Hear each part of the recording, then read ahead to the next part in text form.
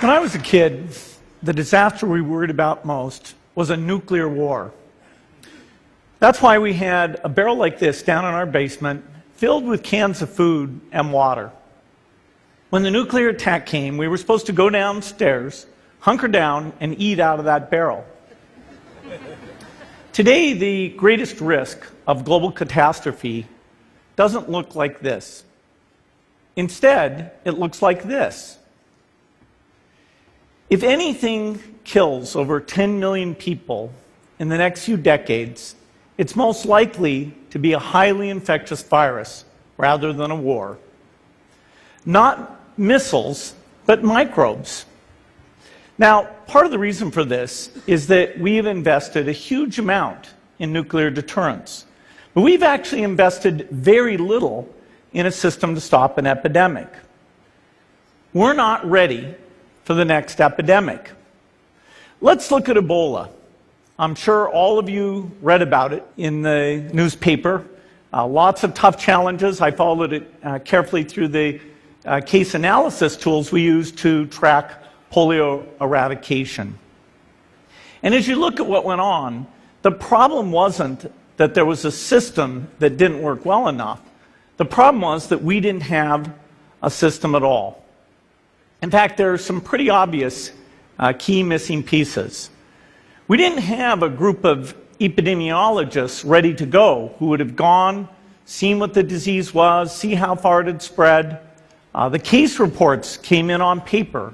It was very delayed before they were put online, and they were extremely inaccurate. We didn't have a medical team ready to go. We didn't have a way of preparing people.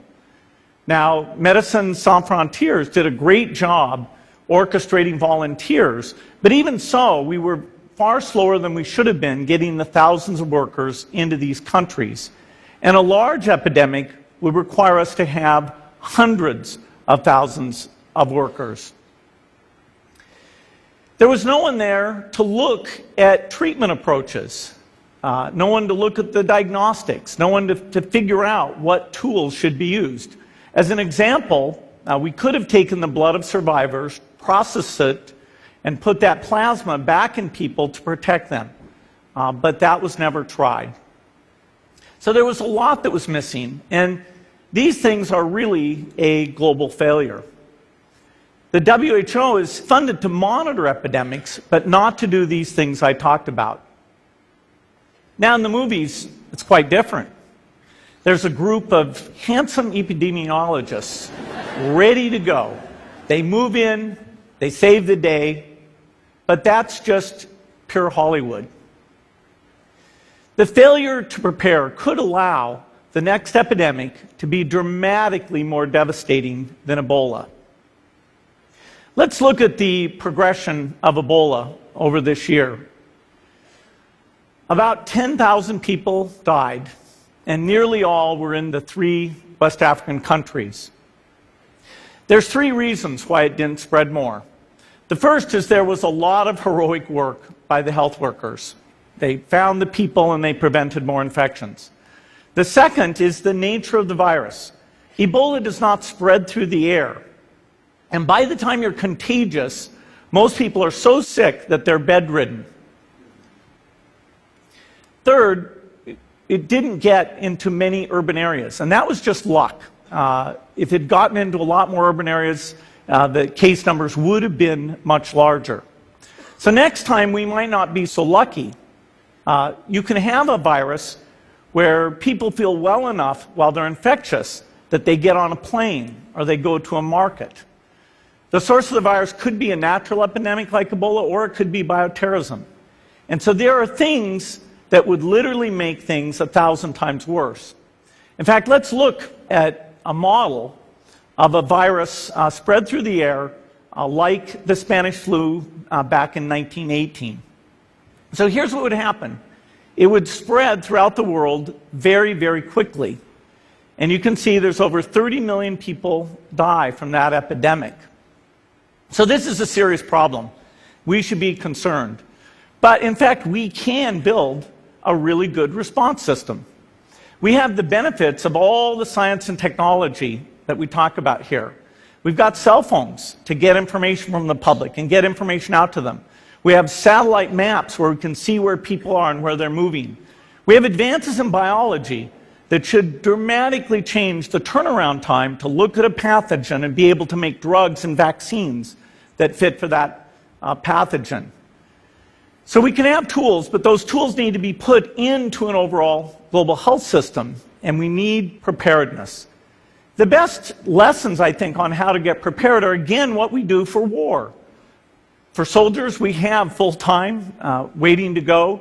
We have reserves that can scale us up to large numbers. NATO has a mobile unit that can deploy very rapidly. NATO does a lot of war games to check, are people well trained? Do they understand about fuel and logistics and the same radio frequencies? So they are absolutely ready to go. So those are the kinds of things we need to deal with an epidemic. What are the key pieces? First is we need strong health systems in poor countries. That's where mothers can give birth safely, kids can get all their vaccines, but also where we'll see the outbreak very early on. We need a medical reserve corps, lots of people who've got the training and background who are ready to go with the expertise. And then we need to pair those medical people with the military, taking advantage of the military's ability to move fast, do logistics, and secure areas. We need to do simulations, germ games, not war games, so that we see where the holes are.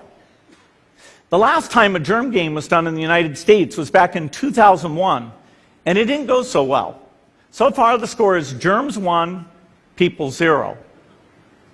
Finally, we need lots of advanced R&D in areas of vaccines and diagnostics. There are some big breakthroughs, like the adeno-associated virus, that could work very, very quickly. Now, I don't have an exact budget for what this would cost, but I'm quite sure it's very modest compared to the potential harm. The World Bank estimates that if we have a worldwide flu epidemic, global wealth will go down by over $3 trillion, and we'd have millions and millions of deaths. These investments offer significant benefits beyond just being ready for the epidemic. The primary health care, the R&D, those things would reduce global health equity and make the world more just as well as more safe. So I think this should absolutely be a priority. There's no need to panic. We don't have to hoard cans of spaghetti or go down into the basement. But we need to get going because time is not on our side. In fact, if there's one positive thing that can come out of the Ebola epidemic, it's that it can serve as an early warning, a wake-up call to get ready. If we start now, we can be ready for the next epidemic. Thank you.